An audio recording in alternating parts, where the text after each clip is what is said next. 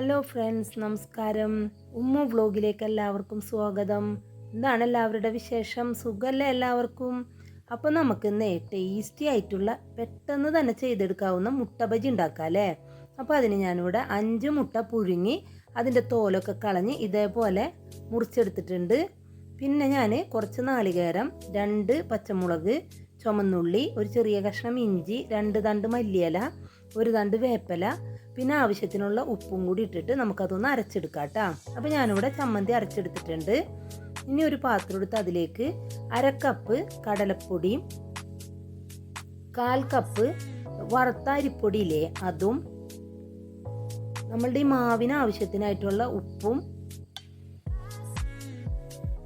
ഒരു 1/4 ടീസ്പൂൺ മുളക് പൊടിയും, ഒരു 1/4 ടീസ്പൂൺ കായം പൊടിയും ഇട്ട് കൊടുത്തിട്ടുണ്ട്. എല്ലാം കൂടി നല്ലപോലെ ഒന്ന് യോജിപ്പിച്ചതിന് ശേഷം നമുക്കതിലേക്ക് കുറേശ്ശെ വെള്ളം ഒഴിച്ചിട്ട് ഒട്ടും കട്ടകളില്ലാണ്ട് ഒന്ന് യോജിപ്പിച്ചെടുക്കാം കേട്ടോ.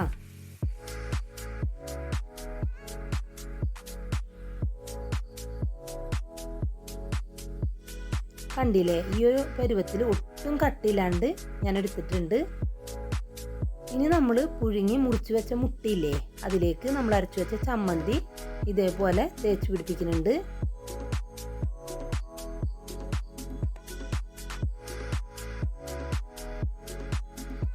ഇങ്ങനെ ഞാൻ എല്ലാത്തുമ്മലും ചമ്മന്തി ഇങ്ങനെ തേച്ച് പിടിപ്പിക്കുന്നുണ്ട്.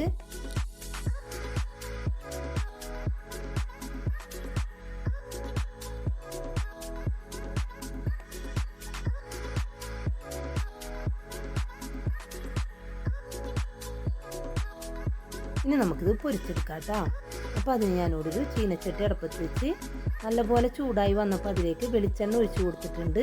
അത് നല്ലപോലെ തന്നെ ചൂടായി വരുമ്പോൾ നമ്മൾ എടുത്തു വെച്ച മുട്ട ഇല്ലേ ചമ്മന്തി തേച്ചിട്ടുള്ള അത് നമ്മുടെ മാവിൽ നല്ലപോലെ ഒന്ന് മുക്കിയിട്ട് എടുക്കാം കേട്ടോ നമുക്ക്. അത് നമ്മുടെ വെളിച്ചെണ്ണയിലേക്ക് വെച്ച് കൊടുത്തിട്ടുണ്ട്. അപ്പോൾ ഒരു മീഡിയം ഫ്ലെയിമിലാണ് കേട്ടോ ഞാൻ അടുപ്പത്ത് വെച്ചിട്ടുള്ളത്. അത് ഒന്ന് തിരിച്ചും മറിച്ചൊക്കെ ഇട്ട് നല്ലപോലെ നമുക്കൊന്ന് മൊരിയിച്ചെടുക്കാം.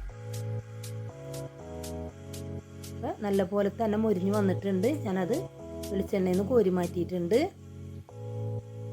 പിന്നെ ബാക്കിയുള്ളതും ഇതേപോലെ നമുക്കൊന്ന് പൊരിച്ചെടുക്കാം കേട്ടോ.